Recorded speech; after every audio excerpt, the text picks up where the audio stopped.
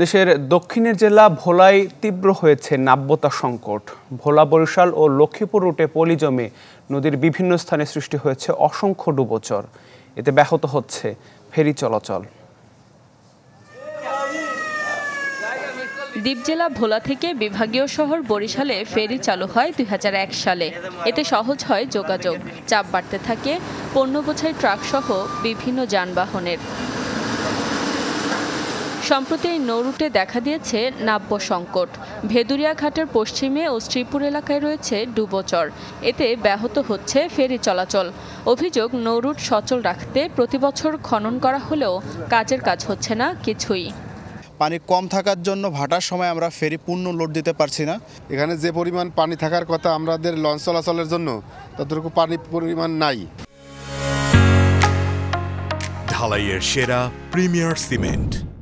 Dredging পয়েন্টে 2টা dredger বসাইছে, কিন্তু তাদের কাজের গতি খুবই স্লো। একই অবস্থা ভোলা লক্ষ্মীপুর নৌরুটে। বাড়তি পথ ঘুরে যেতে হয় গন্তব্যে।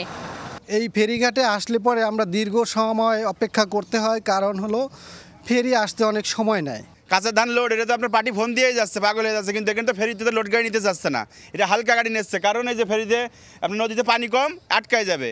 আমাদের ফেরিগুলো আসলে আর সঠিকভাবে চলতে পারছে না, যার কারণে আমাদের সময় আগে লাগতো 2 ঘন্টা, এখন লাগে 3 থেকে 3.5 ঘন্টা। নৌ উপদেষ্টা জানান, উপকূলীয় জেলাগুলোর নদীপথ সচল রাখতে কাজ চলছে।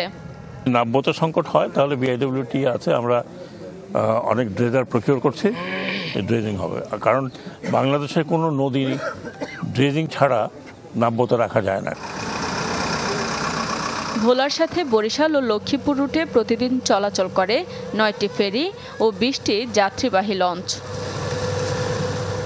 Desk report, channel 24।